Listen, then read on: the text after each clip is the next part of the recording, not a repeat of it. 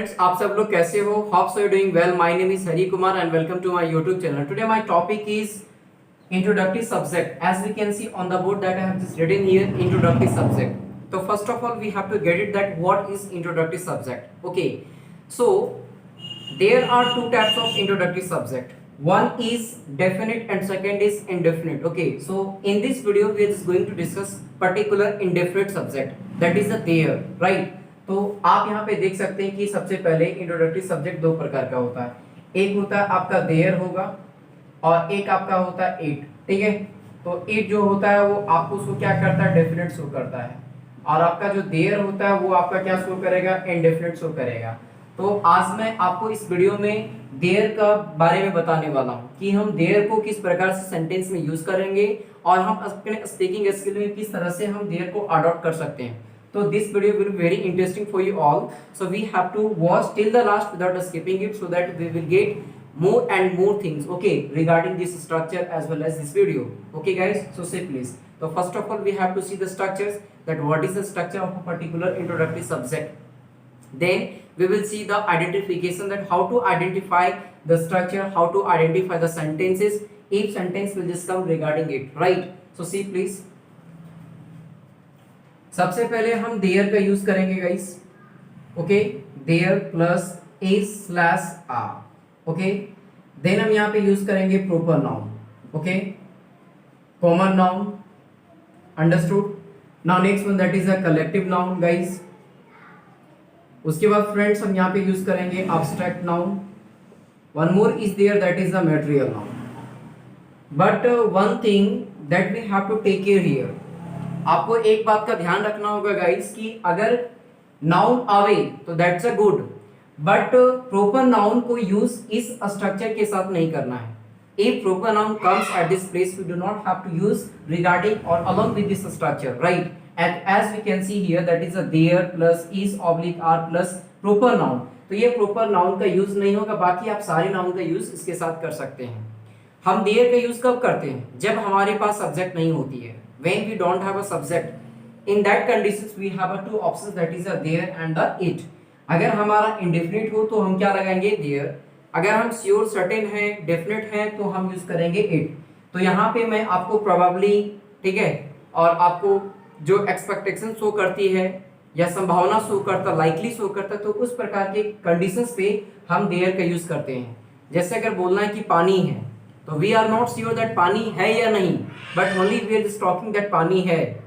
घर है, मकान है, बाजार है, स्टेशन है, रेलगाड़ी है, मकान में बहुत सारे कमरे हैं, विद्यालय में बहुत सारे बच्चे हैं। तो इस प्रकार के सेंटेंसेस को बोलने के लिए when we are just not sure, at that time we have to use this particular word that is a there. और देयर को ही कहते हैं इंट्रोडक्टरी सब्जेक्ट। और इंट्रोडक्टरी सब्जेक्ट आपका दो प्रकार का होता है, एक होता है इंडेफिनिट में, एक होता है डेफिनेट में।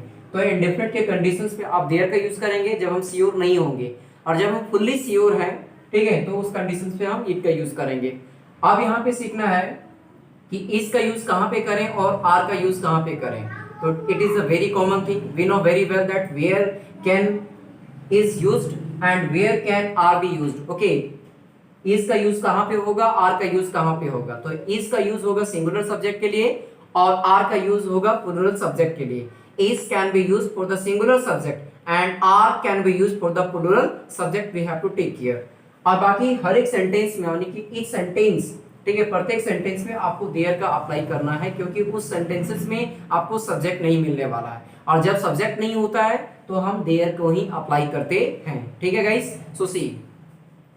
अब एक बात और ध्यान देना है कि यहाँ पे जो आपका आइडेंटिफिकेशन होगा, आप वहां पे सेंटेंस के अंत में है लिख सकते हैं, या फिर आपका अगर सेंटेंस रहा ओ रहा, ठीक है, ओ रहा एक गिलास पानी, वो रहा घर, वो रहा मकान, वो रहा बाजार, इस प्रकार के सेंटेंसेस को भी शो करने के लिए हम there plus is are plus proper noun, common noun, collective noun, abstract noun और द मटेरियल नाउन। यानी कि सिंपल सा फंडा है कि यहाँ पे हम नाउन को यूज करेंगे बट प्रॉपर नाउन को यूज नहीं करेंगे। ठीक है, अब मैं कुछ एग्जांपल्स को देख लेता हूं। जैसे पानी है, ओके, पानी है, तो अगर मैं बोलूं is water, right, is water, या फिर बहुत सारे स्टूडेंट्स गलती क्या कर देते हैं, सिंपली लिख देते हैं वाटर इज। तो ये दोनों केस में क्या होगा स्टूडेंट्स, गलत हो जाएगा। Dear friends we have to take care, अगर आप इस प्रकार से लिखते इज वाटर और वाटर इज, तो ये दोनों कंडीशंस में आपका सेंटेंस क्या होगा, रॉन्ग हो जाएगा। आपको ध्यान देना है कि पानी है, तो यहाँ पे सब्जेक्ट नहीं है, यहाँ पे ये प्रेडिकेट है, और प्रेडिकेट ही इंडिकेट कर रहा है आपको, मतलब ये जो आपका पानी है क्या प्रेडिकेट है, सब्जेक्ट तो नहीं है, और सब्जेक्ट नहीं होगा तो हम क्या यूज करेंगे, देयर का यूज करेंगे। तो इसका जो सेंटेंस बनेगा करेक्ट सेंटेंस वो होगा देयर इज वाटर, राइट। तो आप यहाँ पे क्या लिखेंगे, देयर इज वाटर।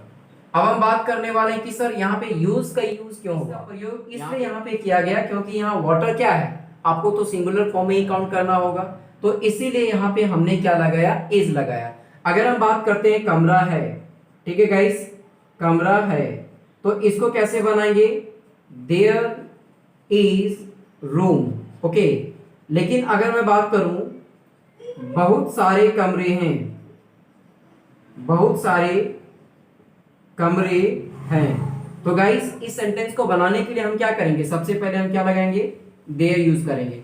देयर को यूज करने के बाद हम देखें कि बहुत सारे कमरे हैं, तो उसके लिए यहाँ पे प्लूरल फॉर्म है तो आर लगाना होगा, देयर आर। उसके बाद क्या होगा, मैनी, उसके बाद यहाँ पे होगा rooms, there are many rooms, because rooms क्या है आपका प्लूरल फॉर्म में है, ठीक है।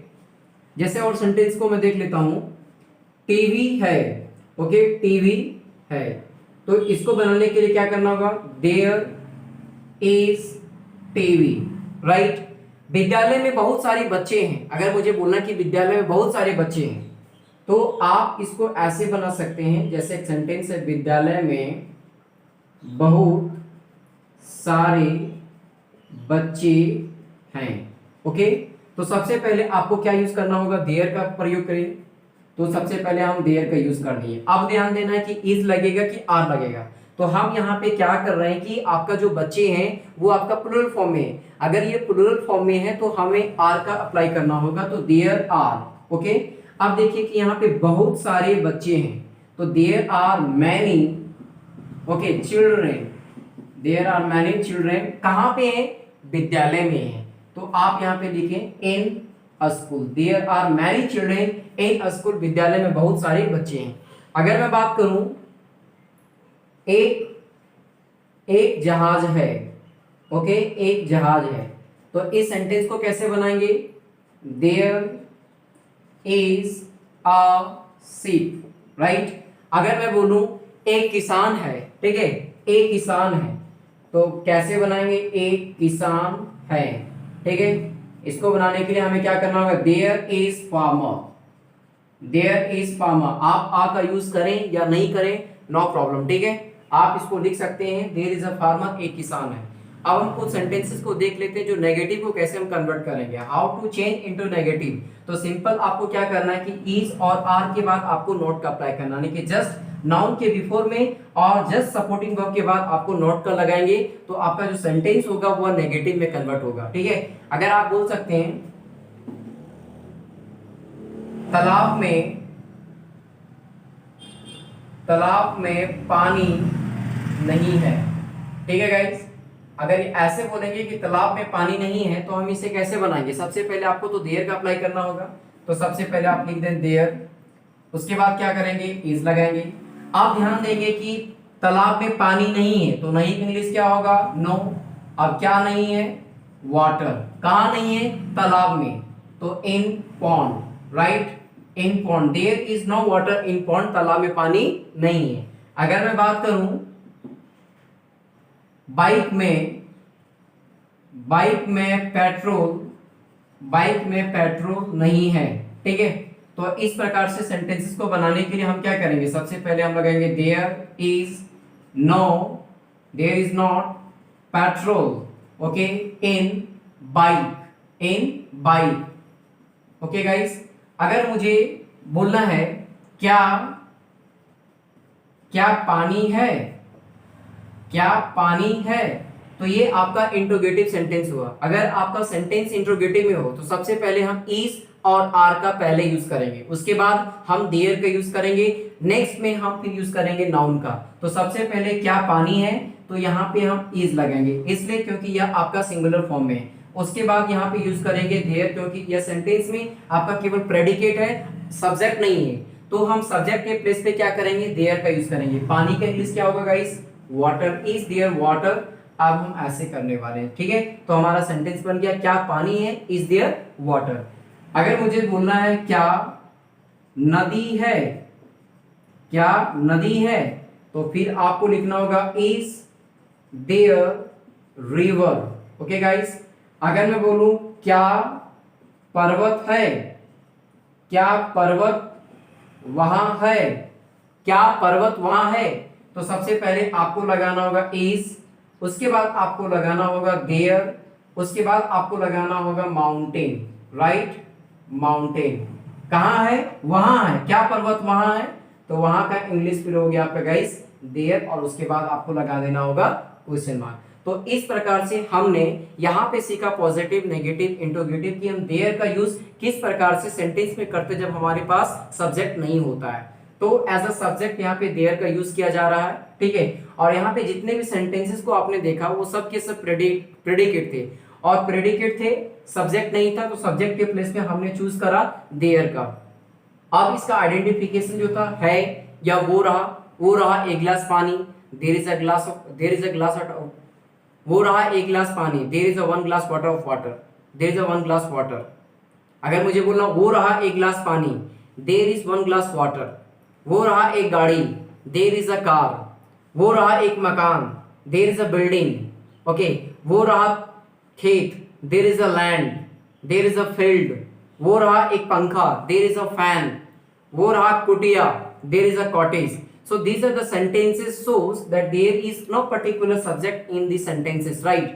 So if the subject is not there in a sentence, for that we have to use that is a there. Okay, and it is introductive subject as I have said in starting time, right? That it can be divided into two ways, that is a there and one more is there, that is a it. So it shows definite and there shows indefinite. तो यहाँ पे जितने भी सारे चीज हमने जो पढ़ा है वो सब इंडेफिनिट को शो कर रहा था। तो आज हमने सीखा देयर के यूज के बारे में। आई होप यह वीडियो आप लोगों को अच्छा लगा होगा।